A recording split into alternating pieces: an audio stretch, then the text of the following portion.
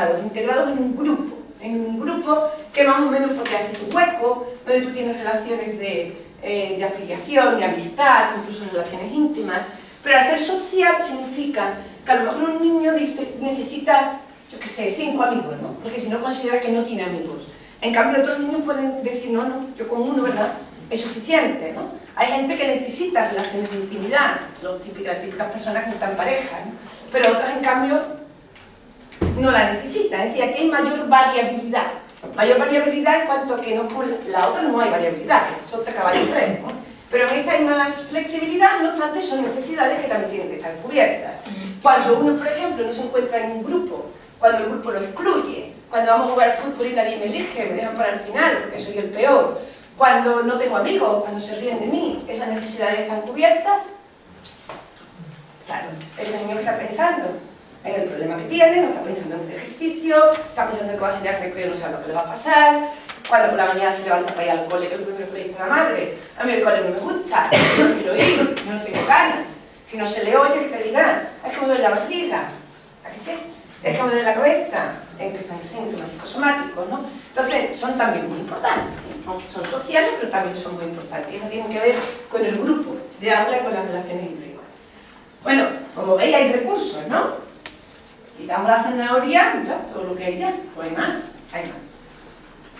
Ahora tenemos otra que es lo que pensamos. Esta me gusta mucho. Pasa que está muy relacionada con esta, ¿eh? La verdad es que todo está relacionado. Esta otra tiene que ver ya no con las necesidades psicológicas, sino con la importancia de lo que pensamos de nosotros mismos. ¿Vale? Si yo me pongo a hacer un bacalao y yo pienso de mí misma, a mí yo no sirvo para cocinar. Yo nunca acierto con las cantidades. Me salen las comidas generalmente malas, se me queman. Si yo pienso que soy una mala cocinera, ¿voy a abordar la tarea con ilusión, gana y altas expectativas? No. Exactamente. Seguramente que llega la vecina y va a terminarlo tú porque es que a mí me va a salir. Bueno. Entonces, lo que uno piensa de sí mismo condiciona muchísimo el éxito o el fracaso de la tarea, básicamente. ¿Verdad? O sea, esto no tiene mucho más esto. Ahora, si queréis, vamos a la clase, vamos a la aula, vamos a los niños y a las niñas. Bueno, donde el término, hay muchos términos, pero el que nos vamos a centrar se llama expectativas de autoeficacia, ¿vale? Si yo espero que me va a salir bien o si yo espero que me va a salir mal, ¿no? Vamos a coger el ejemplo del carnet de conducir. Cuando sacamos el carnet, hace ya muchos años, ¿no? Y tú llegas con tu carnet, ¿no?, con pocas competencias todavía, porque hemos sacado el carnet pero no sabemos conducir muy bien. Y cuando tú piensas, te sientas al lado de tu novio y tu novio te dice, tú vales para conducir, ¿eh? Pues ese que ha nacido para conducir, ¿eh? Tú vales para coche, ¿eh? Y se te cala y tú dices, eso no es nada, eso es normal, ¿sí? ¿Verdad? Y uno como hace, a que se crece y va más o menos bien. Pero cuando te sientas con tu padre al lado y si no te mira el otro, no hay que aparte conducir. Pero es que te faltan todas las habilidades. Seguro que se te cala. ¿Cómo vas? Se te cala 1000 veces, al final ya, yo me voy, conduce tú. O no. Pues entonces, las expectativas que nosotros tenemos nos van a condicionar a hacerlo mejor o a hacerlo peor. Nos van a condicionar por esa atención, esfuerzo y persistencia. Ahora, ¿de dónde vienen esas expectativas? ¿De dónde viene que hay niños y niñas que se consideran que pueden y que saben? Y que si uno se cae, se levanta otra vez. Porque yo para esto sirvo, porque yo creo que yo sí puedo. Y otros que dicen, no ves, yo no sabía que yo no podía. No, mejor lo dejo. Es que eso no es lo mío. La matemática no es lo mío. El inglés no es lo mío. O el euskera no es lo mío. Entonces, ¿de qué viene esa diferencia? Porque esa diferencia va a condicionar todo el progreso educativo. ¿De qué viene que tengamos unos que creen que sí que pueden? ¿Y de qué vienen otros que creen que no pueden? ¿Nacen así? ¿De qué viene eso? ¿Cómo creéis que se van generando esas expectativas sobre nosotros mismos? Son, vamos, recibiendo del exterior, ¿no? Las expectativas que los demás tienen de nosotros. Exactamente. Vienen en tu propia historia personal, evidentemente, de la serie de fracasos o de éxitos que hayas tenido, pero también viene la narrativa que nos hemos hecho de las mismas. Cuando tenemos un fracaso y tú dices, bueno, sí, pero es que eso ha sido mala suerte, porque es que estaba el tiempo muy malo, por eso el coche, no sé qué, pero yo sirvo para esto, ¿verdad? Esa narrativa hace que los fracasos se minimicen y los éxitos se ponen bien. Entonces uno coge más energía para seguir, más atención, más persistencia y más esfuerzo. Pero cuando la narrativa es pesimista, yo sabía que iba a pasar, yo mejor esto lo abandono, yo para esto no sirvo, y uno va justificando esas expectativas, esa narrativa, es lo que hace que abandones. Y esa narrativa, evidentemente un niño no nace con una narrativa o con la otra. Esa narrativa viene de lo que los demás nos han ido diciendo, de los otros niños. En esos demás están los padres, evidentemente, el contexto más cercano, y el profesorado está ahí o no está ahí. Claro. Y no solamente estamos, sino que nosotros nos lo encontramos. Cuando encuentro un niño de 3 años, evidentemente todavía no tiene mucho, todo esto no está elaborado. Pero cuando os encontráis, yo qué sé, niños con 13 años, con 14, que lo cogéis la primera vez, vosotros lo encontráis. Y os vais a encontrar ya marcados con una trayectoria o con la otra. Con lo cual aquí el profesorado tiene un enorme papel para cambiar esas expectativas de autoeficacia. Entonces esto se llama los métodos de persuasión verbal, en cómo hay que decirle aquí a los niños y a las niñas, ¿no? Tú sí puedes, claro que puedes. Y no te acuerdas que el día que lo hiciste, e ir rompiendo esas expectativas de fracaso que finalmente van a ocasionar eso, bajar la motivación en muchas de las áreas. Entonces aquí tenemos un papel importante, muy importante que jugar, evidentemente los padres también, ¿no? Y eso, y la persona que está segura, que tiene unas buenas expectativas de autoeficacia, que cree que no que es la mejor, pero que como intentándolo muchas veces saldrá, tendrá mayor autodeterminación. Y evidentemente va a poner más atención en todo, ¿no? Pero estará mejor autodeterminada. Cuando una persona está más autodeterminada, tiene más energía. Cuando está menos autodeterminada, funciona eso a medio gas. Como lo he hecho bien, no lo he hecho bien. Y veréis que es un perfil que vemos incluso en los adultos. Adultos que son más fuertes, ¿verdad? Más seguros, y adultos que van... Que no pasa nada, pero si tenemos todo ese potencial, ¿por qué no desarrollarlo más, ¿no? Es la idea. Y por último, hay otra fuente para mejorar la motivación, que serían las emociones. Está todo mezclado, pero bueno. Las emociones, ¿qué significa? Emociones, eso es otra historia que viene también de la psicología, pero que durante muchos años ha sido olvidado. Hemos estado muy metidos en el paradigma mecanicista, el del lado interno nada más, y la parte de las emociones se ha ignorado. Yo creo que queriendo, ¿no? Se ha dejado ahí, pero ya por fin se está retomando. Todo ya no sonará, ¿verdad? Las inteligencias múltiples, la inteligencia emocional, la educación emocional, seguro que ya estáis trabajando eso también en las escuelas, ¿no? Pero es nuevo, es de este siglo, a pesar de que las emociones es lo más primitivo que tiene el ser humano. Entonces, bueno, no vamos a dar una clase de emociones, simplemente decir que hay dos tipos de emociones: emociones positivas y emociones negativas. Ya que esto no tiene más, vamos a explicar muy fácil, vamos. Emociones positivas, venga, ¿alguien recuerda algún tipo de emoción positiva? Y me da igual que lo mezclemos con sentimientos, venga, aquí nos ponemos y hay mucha dialéctica.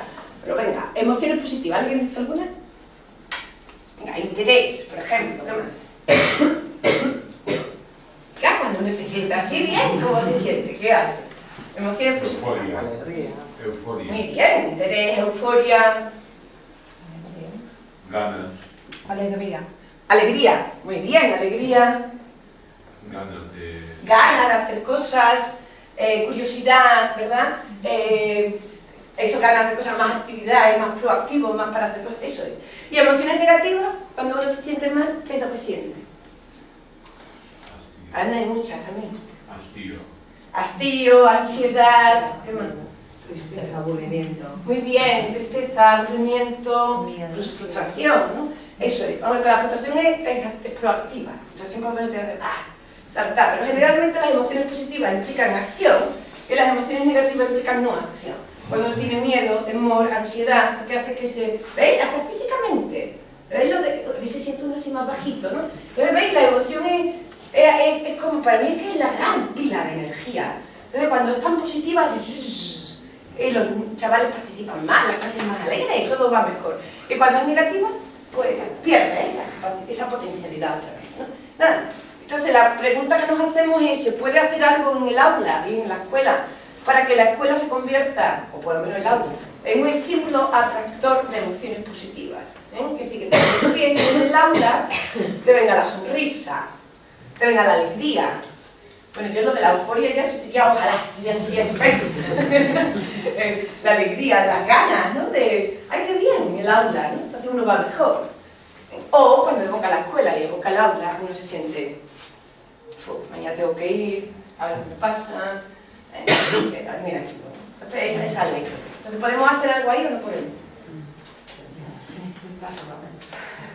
Eso es. Por lo menos, ¿verdad? Tenéis eso como objetivo, porque nos sale. Todas estas cosas las hacéis. En la única historia es hasta qué punto somos conscientes de todas estas teclas. En que digamos mañana a la hora digo, no, ahora vamos a evocar emociones positivas. Ahora cómo lo hago. Que lo hacéis ya otra vez.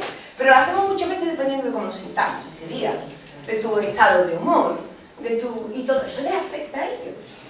Entonces, como vamos a hacerlo más conscientemente, ¿no? Y ya está, poco más. Ahora, si yo os pregunto, venga, ¿vosotros cómo intentáis motivar al alumnado?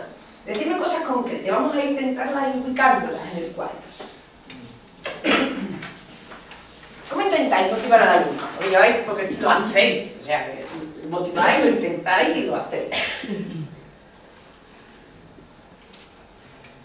Pues, por ejemplo, facilitando el que cuenten sus experiencias previas en relación a lo que se vaya a trabajar ese día, ese momento, lo que fuere. Es decir, remover las experiencias previas que ellos tengan al respecto.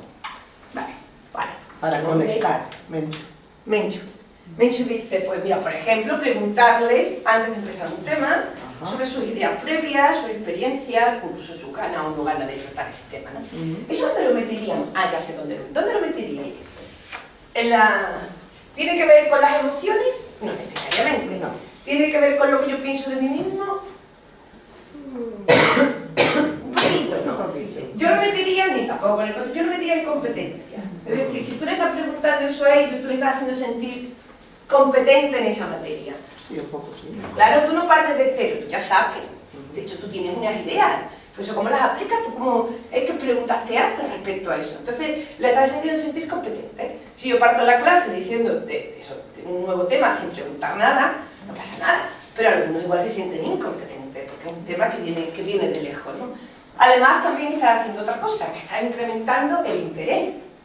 Porque estás presentando un tema de una manera un poquito más familiar, enganchándolo con sus actividades previas, con lo cual estás facilitando el interés, que el interés ya es una emoción positiva. ¿Vale? Entonces, con esa pequeña actividad estás mejorando las relaciones contigo. Cuidado, esa profesora me gusta. Además, fijaros que los chavales me dicen, ese me gusta. ¿Y por qué? Verá cuando pregunté el por qué. El por qué son. Porque cuentas chistes. Porque me miró. O sea, que no creáis que el por qué, que todas las cosas nosotros hacemos, yo se queda con un poquito nada más, pero ese poquito ya vale para todo. Pues en este caso ya esa profesora me gusta. Nos pregunta cosas. Eso también es muy importante, preguntarle cosas al alumnado, porque al alumnado casi nadie le da voz, que es parte también de la autonomía. Aquí hay que hacer esto, pero nadie le pregunta. Entonces, muy bien, estás trabajando la autonomía, la competencia, incluso las relaciones contigo. ¿Vale? Ahora, hago otra pregunta. Muy bien, vamos a seguir con ese caso, ¿no? ¿Y le preguntas a todos o cómo lo haces? Bueno, pues lo haría como una actividad grupal en la que cada una de las personas hace su aportación.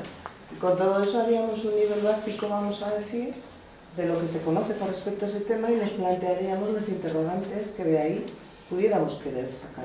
Muy bien. Plantea interrogantes, también va todo en la misma dirección. Perfecto. ¿Por qué le pregunto cómo lo haces? Porque en el aula, también sin darnos cuenta, todo esto es inconsciente, ¿no? Pues habrá algunos alumnos que participen más y otros menos, ¿no? ¿O no? Sí. Entonces, si vamos a hacer, venga, vamos a ver el interés, o sea, como hemos dicho, las ideas previas, ¿no? Y van a responder los tres de siempre. Yo creo que la actividad está bien hecha, que está bien hecha, ¿eh? Pero, ¿se puede mejorar? Sí. Eso es. Dándole voz a los que menos participan. Por eso dicen que tengo 25, o sea, los 25 se van a poner a hablar de la hora. De técnica de trabajo cooperativo, que discutan entre ellos. Pero la idea es que todos y cada uno de los niños se sientan así de bien. Porque si no, nuevamente no estamos utilizando todo el porcentaje de su potencialidad. De hecho, los que siempre participan, a que son los que van casi siempre mejor. Bueno, algunos que quieren llamar la atención, ¿no? Pero en general son los que se sienten mejor.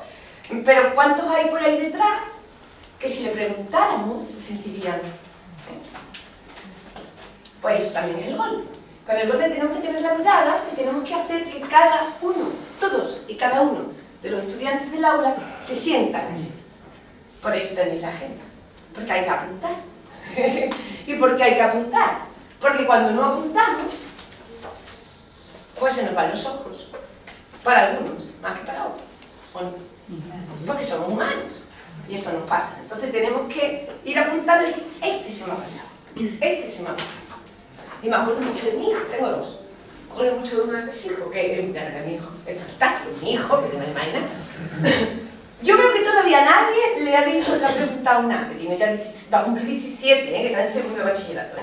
Yo creo que todavía en toda esa etapa educativa, nadie todavía la ha cogido y le ha dicho, ¿sabes? Lo ha hecho brillar en la clase. Mi hijo es un niño normal y corriente, significa que no da ruido ni por abajo ni por arriba. En la clase, cumple con sus cosas, pero yo no veo que él quiere destacar, pero no encuentra la manera, ¿no? Entonces, ¿qué sería? ¿Va mi hijo mal? No, mi hijo va bien, va sacando notables, incluso algún sobresaliente, va bien. ¿Pero se está aprovechando todo su potencial?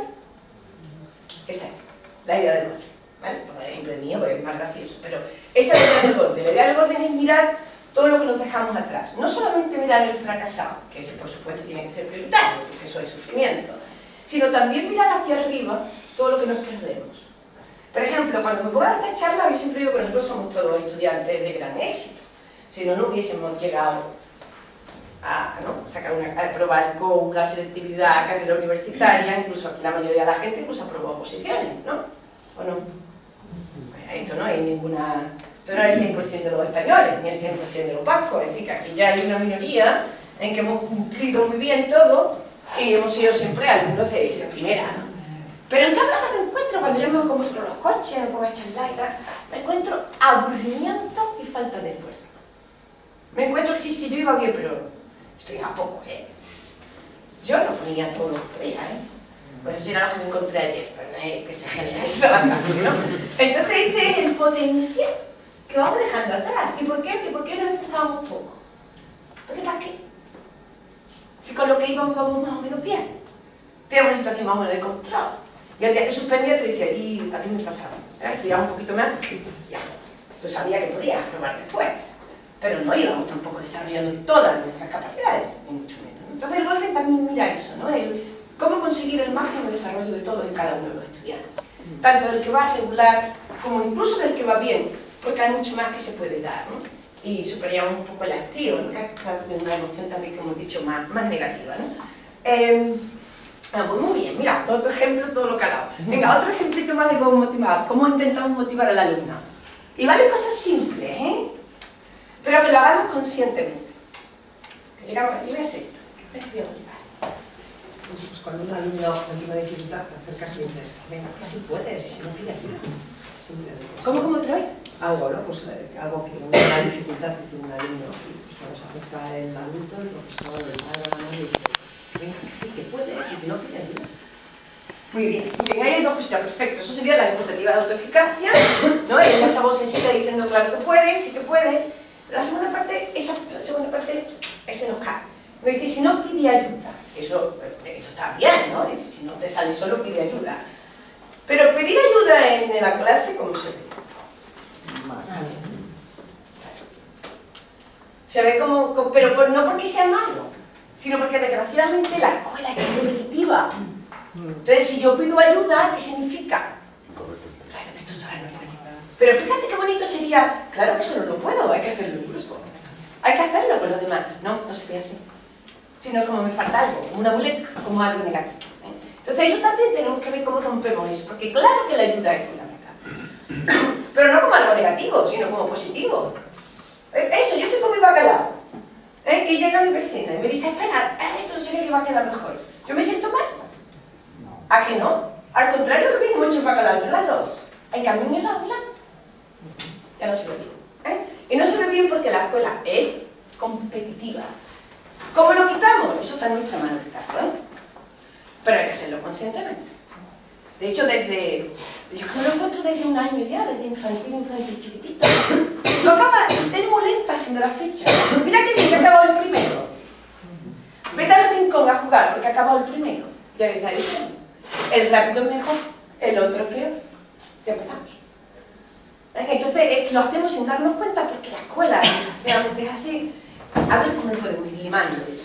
Limando, eso sería pues, empezar a trabajar más en equipo. Muy bien, y tu ejemplo entonces vendría, como sería la perspectiva de autoeficacia, trabajarías un poco con lo que piensa de sí mismo, ¿vale? Y lo de pedir ayuda, poniéndolo en positivo, iría aquí, en la parte social.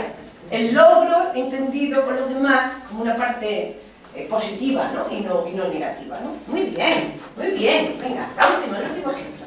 Otra manera de motivar, simple, no buscáis muchas cosas complejas, pero que lo hagáis conscientemente.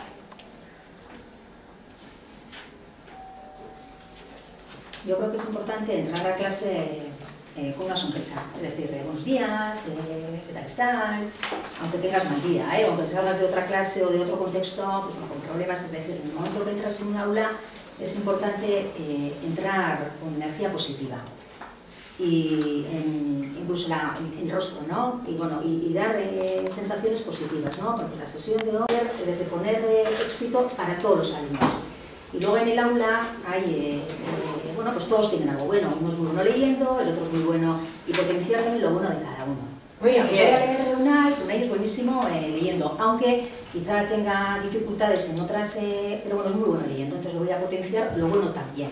Sin olvidarme de aquello que le cuesta más, voy a ir contra el amuleto correspondiente en foros más íntimos. Públicamente voy a potenciar siempre lo bueno de cada uno. Muy bien. Sin olvidarme luego de que, bueno, pues necesitará para determinados ejercicios, en estas tareas, va a necesitar un apoyo, un amuleto que yo sí sé quién le puede dar ese apoyo. Entonces el alumno siempre va a estar a gusto en ese entorno. Voy a potenciar lo positivo de cada uno. Bueno, eso nosotros lo encajamos en la parte emocional, porque eso sería el principio golden, que es llegar. ¿Cómo llego? Pues yo llego con la sonrisa, ¿qué pasa? ¿Cómo estás? Incluso gastas una broma en la llegada, miras, y tocar. ¿Cómo? Tocar, miras y además destacas lo positivo en todo lo que puedas. Entonces todo eso ya, cuando llegas simplemente que llegues, por fin, mi clase favorita, eso lo podéis decir en todas, no pasa nada. Entonces ya yo sí, ¿a que sí? Pero realmente tú también te lo crees, ¿no?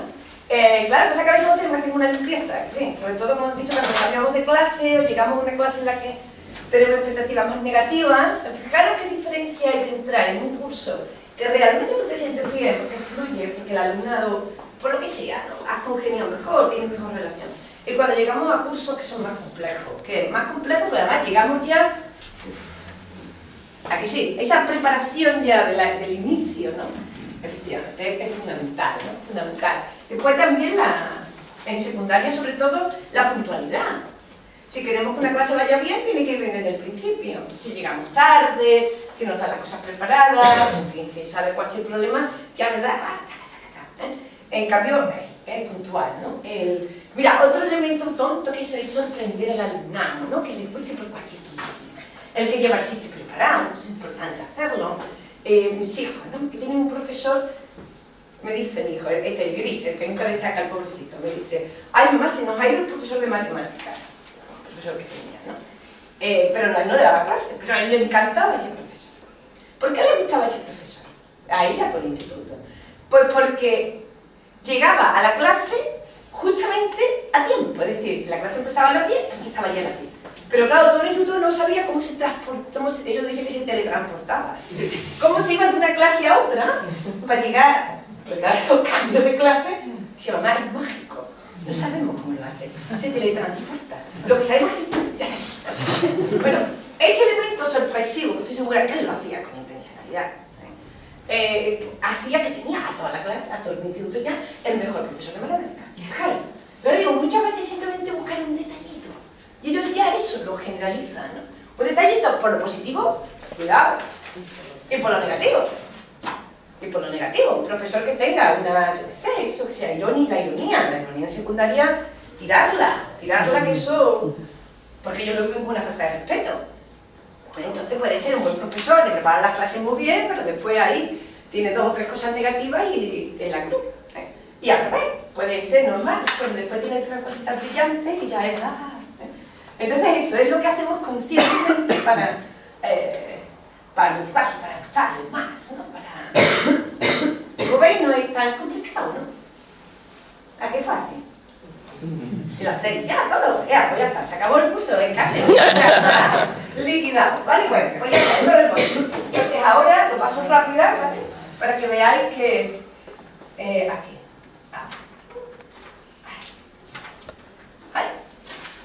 aquí, este es. A ver si sale con las manitas. Aquí.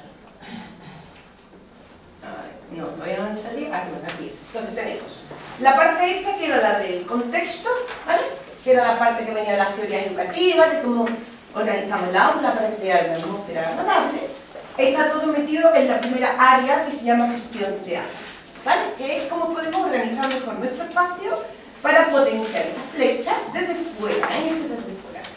Y las cosas más importantes que hay aquí es cómo facilitar con el bebé, cómo facilitar la atención, cómo facilitar que se hagan las cosas, cómo no reaccionar, sino prevenir, que eso es fundamental. Esa es una idea, ¿no? Que ya caló profundamente, que con el texto mecanicista, con el paradigma mecanicista, con el conductismo, lo que hacemos es reaccionar. No es que este alumno se ha portado mal, pues entonces tiempo fuera, o un parte, o una amonestación, eso es reaccionar. Aquí lo que siempre pretenden es prevenir. Es que ese alumno yo sé que se va a portar mal, pues algo para